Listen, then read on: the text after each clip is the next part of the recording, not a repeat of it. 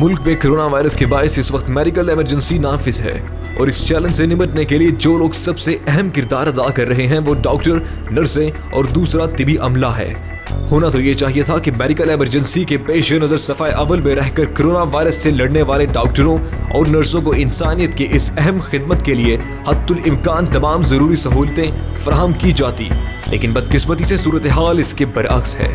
اس حکومتی رویے کے خلاف لاہور میں 4 روز سے ڈاکٹروں کا احتجاج جاری ہے۔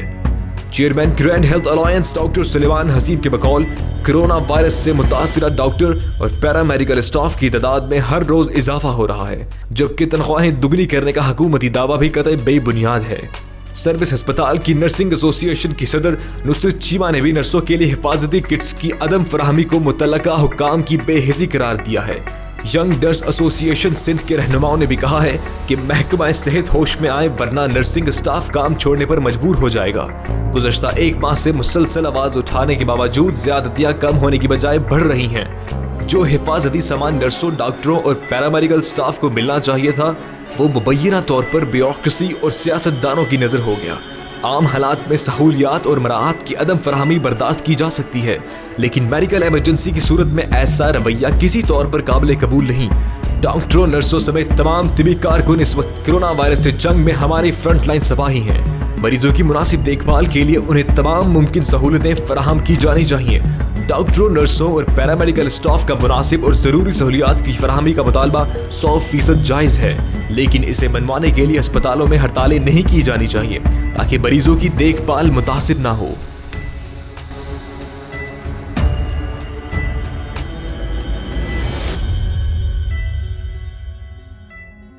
مہنگائی مافیا کے خلاف جو رپورٹس منظر عام پر آ گئی تھی وہ کرونا کی برکت سے اب غائب ہو رہی ہیں۔ کرونا وائرس نے البتہ ملکی نظام اور سیاسی و مذہبی قیادت کو بیچ چوراہے پر لا کھڑا کیا ہے۔ اب ہر کھوکھلا پن اس لیے ظاہر ہو رہا ہے کہ آزادی کے بعد برسر اقتدار آنے والی ہر حکومت نے ملکی نظام پر شخصی و گروہی اقتدار کو ترجیح دی۔ وقتاً فوقتاً اسٹیٹس کیو کے جاری نظام میں خامیاں ظاہر بھی ہوتی رہی، مگر شاطرانہ طور پر انہیں عام نہیں ہونے دیا گیا۔ لیکن کرونا وائرس نے جیسے سب عیاں کر دیا ہو۔ حالت یہ ہے کہ سرکاری اسپتالوں میں OPD سمیت تمام شعبے کرونا کے نام پہ بند کر دیے گئے۔ اس طرح سرکاری اسپتالوں کی ایمرجنسی میں روز سینکڑوں غریب علاج نہ ہونے کی وجہ سے تڑپ تڑپ کر مر رہے ہیں۔ صفاقی کا عالم مگر یہ ہے کہ حکمران طبقات اس حوالے سے پراسرار خاموشی اختیار کیے ہوئے ہیں۔ پاکستانی حکمران دیگر ممالک کے لاک ڈاؤن کی مثالیں دیتے نہیں سکتے، لیکن اس سوال کا جواب ان کے پاس نہیں کہ کیا دیگر ممالک نے بھی پاکستان کی طرح ایک کرونا کے لیے دیگر بیماریوں کے علاج بند کر دیے ہیں، اور یہ کہ کیا دیگر ممالک میں بھی وفلو کلحال لوگ پاکستان کی طرح خوراک کے لیے پولیس کی گولیاں کھا رہے ہیں۔ آج کا کڑوا سچ یہ ہے کہ ملکی نظام اس قدر بوسیدہ ہو چکا ہے کہ صرف ایک وبا نے اسے ایسا مفلوج کر کے رکھ دیا ہے کہ وہ دیگر مسائل کے حل کے قابل ہی نہیں رہا۔ ہونا تو یہ چاہیے تھا کہ قیام پاکستان کے بعد رعایا کو آزادی کے ثمرات منتقل کرنے کے لیے حکمت عملی ترتیب دی جاتی، لیکن ہوا اس کے بالکل برعکس۔ وہ لوگ جن کا جنگ آزادی میں کوئی حصہ ہی نہ تھا وہ ملکی وسائل کے مالک و مختار بن گئے اور قومی خزانے کو لوٹنے کا آغاز کیا۔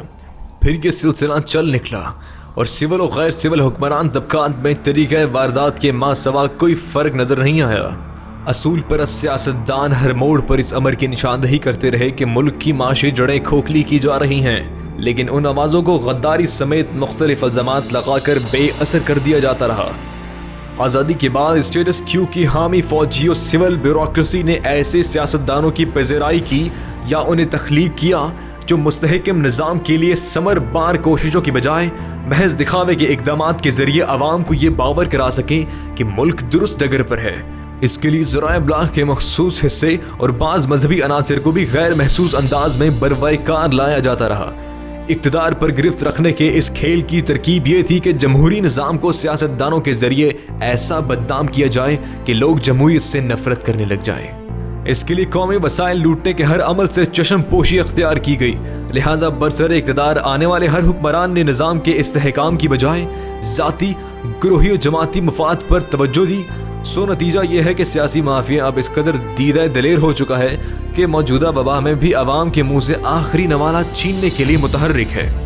عوامی مسائل سے بیگانگی یوں عام ہو چکی ہے کہ کرونا از خود نوٹس سماعت کے دوران जस्टिस काजी अमीन को भी कहना पड़ा, लोग भूख से तिल बना रहे हैं, खाना ना मिला तो खाना जंगी होगी, हम अनारकी की जानिब बढ़ रहे हैं, कोरोना से हमारे सियासी निज़ाम को भी खतरा है।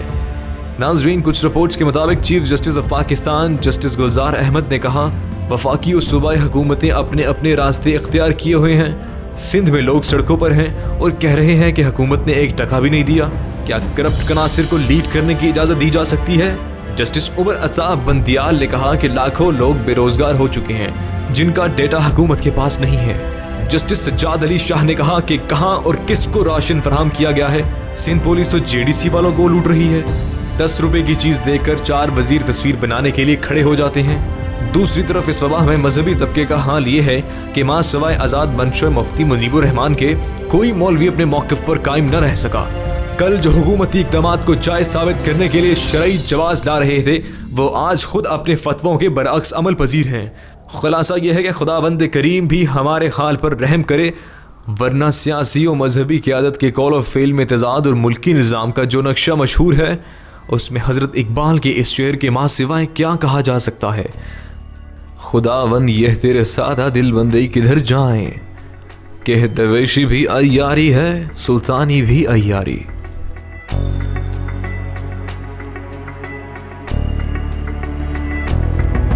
नाज़रीन, आपको ये भी बताते चलें कि हिंदू तवा की नफरत अंगेज़ और तबाह-खेज़ सियासत में भारतीय मुसलमान पहले ही पिसे जा रहे थे कि कोरोना वायरस की आमद और उसके फैलाव के बाद उसमें बेइंतहा शिद्दत पैदा हो गई।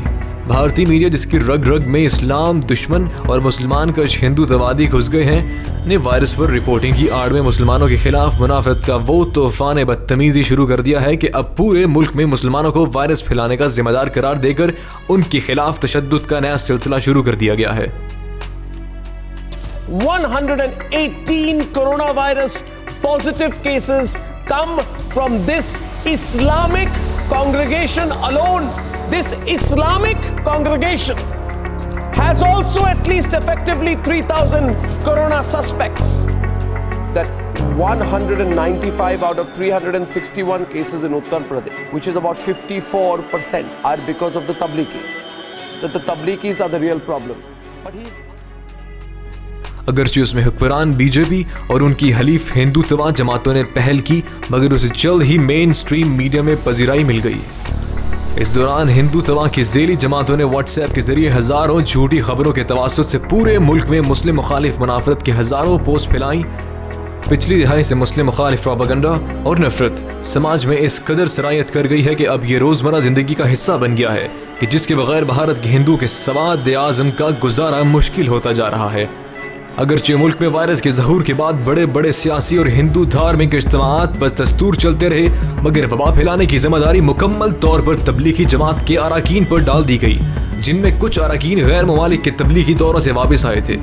हालात की नज़ाकत को समझते हुए नई दिल्ली के इलाके निज़ाम दीन में कायम तबलीगी जमात के आलमी हेडक्वार्टर्स के मुंतज़मीन ने हुकूमत से हर किस्म के ताउन का ऐलान किया था, मगर उससे मुस्लिम मुखालिफ प्रोपेगेंडे पर रोक लगाने की बजाय मजीद फैला दिया गया और तबलीगी जमात पर वायरस जहाद फैलाने का इल्ज़ाम लगाया गया।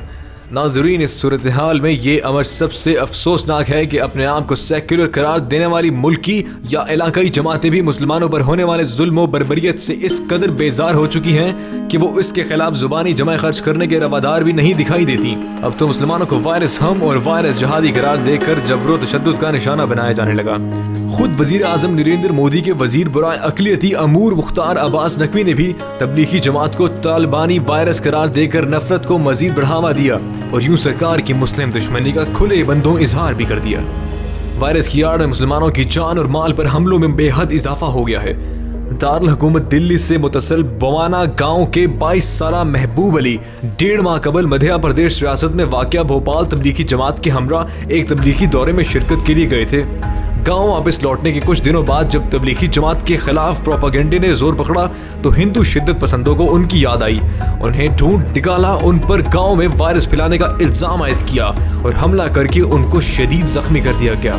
कई दिनों तक मौत व हयात की कशमकश के बाद वो गुज़श्ता जुमेरात को जख्मों की ताब ना लाकर वफात पा गए। उससे चंद दिन कबल दिल्ली के कई इलाकों में सब्जियां बेचने वालों में मुसलमान रेडी बाजों पर पाबंदी लगा दी गई। उसका वाज़िया मकसद मुसलमानों को गैर रस्मी बिजनेस सेक्टर से मुकम्मल तौर पर ख़त्म करके उनकी माशियत पर कारी ज़रब लगाना है। اس سال کے اوائل میں دہلی میں مسلم کش فسادات میں 200 مسلمانوں کو قتل جبکہ ان کے سینکڑوں رہائشی اور کاروباری املاک تباہ و برباد کر دی گئی۔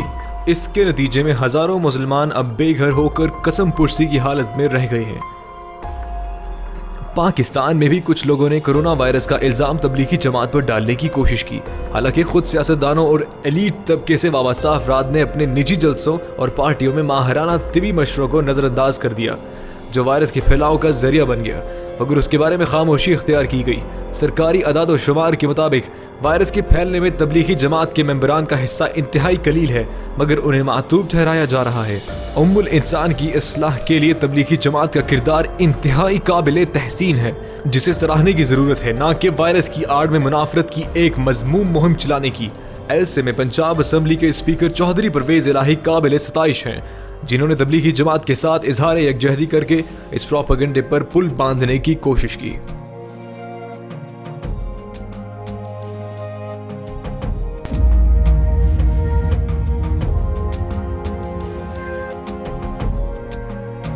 ناظرین، آج سے 2-4 ماہ بعد جب کرونا کی وبا ختم ہوگی تو دنیا پر بسنے والی انسانی زندگی بہت مختلف ہوگی۔ جس طرح جنگ عظیم دوم کے بعد دنیا بدلی تھی، اسی طرح کرونا کے بعد بھی بہت بڑی تبدیلی آئے گی۔ ہماری ریسرچ تحقیق اور چھٹی حص کے مطابق 12 نمایاں تبدیلیاں آئیں گی۔ نمبر 1، اقتصادی تبدیلی ہوگی۔ اگلے چند مہینوں میں پوری دنیا میں جو سوال گردش کرے گا وہ کرونا وائرس کے باعث عالمی معیشت کے غارت گری کے حوالے سے ہوگا۔ معیشت کے اس غارت کاری کے بڑے بینیفیشریز کون ہوں گے؟ سب سے زیادہ متاثر کون ہوگا؟ یورپی اقوام باشمول امریکہ اس صورتحال میں کیا پوزیشن اختیار کریں گے؟ چین کہاں کھڑا ہوگا؟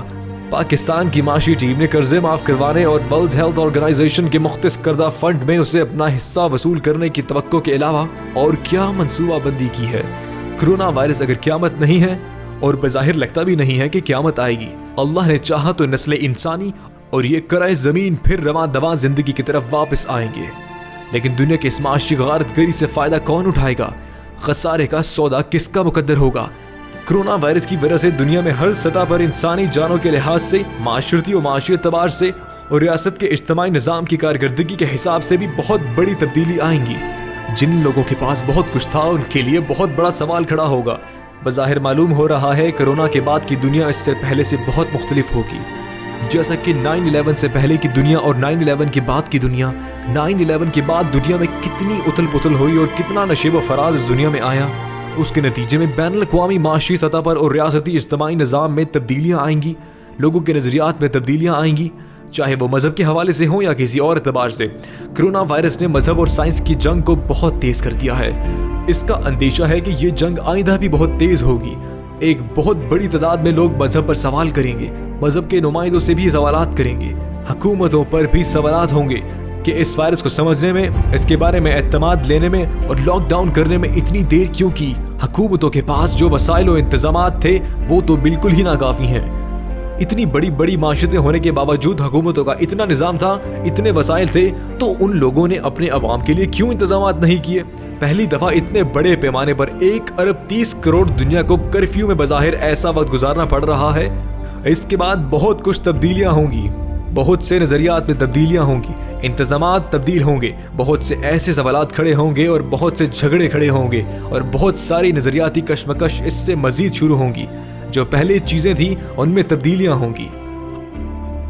ہم سمجھتے ہیں کہ قرآن و حدیث، سیرت، اسلامی تاریخ کی روشنی میں اور اب تک جو کچھ ہوا اور جو خدشات آگے ہیں ان کو سامنے رکھتے ہوئے اللہ نے ہمیں ایسا دین عطا فرمایا ہے کہ اگر اس کے حساب سے ہم اس پورے معاملے کو سمجھیں، اس پر بیٹھ کر مشاورت کریں اور سیرت طیبہ کی روشنی میں، اسلامی تاریخ کی روشنی میں جو مسلمانوں کی اس میں ضعیفی ہے اس کو سامنے رکھتے ہوئے منصوبہ بندی کریں اور ذہنی سازی کریں، اپنے نظریات ٹھیک کریں، توبہ کے ساتھ ساتھ اپنی اصلاح بھی کریں۔ توبہ بھی ہو، اصلاح بھی ہو تو مسلمان اس بڑے حادثے سے نکل سکتے ہیں۔ مسلمانوں کے پاس دینی اصول و ضوابط بالکل موجود ہیں۔ یہ ہماری بدقسمتی ہے کہ ہم اپنے گھر سے بالکل کچھ حاصل نہ کر سکے اور پھر ہم دنیا کی طرف دیکھیں۔ دنیا نے جو کچھ انتظامات کر رکھے ہیں، چاہے وہ مینجمنٹ کے ہوں، چاہے HR کے ہوں، چاہے وہ منصوبہ بندی معاشی طور سے کی ہوئی ہو یا اقتصادی منصوبہ بندی کے لحاظ سے، تو ظاہر ہے کہ وہ اپنے آپ کو منظم کرنے کی کوشش کریں گے۔ اپنے آپ کو منظم کرنے کی اور بطور عالم اسلام ہم کہاں کھڑے ہوں گے، اس پر دار و مدار ہے۔ हम उसकी नज़ाकत को, इसकी हसासियत को, इसके अवाक़िब व नताइज को कितना समझते हैं और अब हमारे इक़दामात क्या होते हैं। अगर हम सही सिमत में चले तो मुसलमानों के उठने का ये बहुत बड़ा मौका हो सकता है। यही हादसा, यही शर, यही हमारे लिए बहुत बड़ी खैर का ज़रिया भी बन सकता है। और एक ऐसे मौके पर जब हमारे मद्दे मुकाबिल बड़ी बड़ी माशरतें हैं, वो किस तरीके से दो चार हो रही हैं, सबके सामने है। ऐसे मौके पर जो लोग कमज़ोर लोग हैं, अगर उनकी मनसूबाबंदी वक्त पर हो जाए और सही हो जाए तो अल्लाह ताला इस शर से खैर भी दे सकते हैं। ये सब हमारे ऊपर है। जिस तरह चौथे सनती इनकलाब के बाद माशी एतबार से दुनिया का निज़ाम बदल गया था, इसी तरह अब भी होगा। इक्तिसादी और माशी तब्दीली के अलावा और क्या क्या बदलेगा, आप भी सोचें, हम भी सोचते हैं।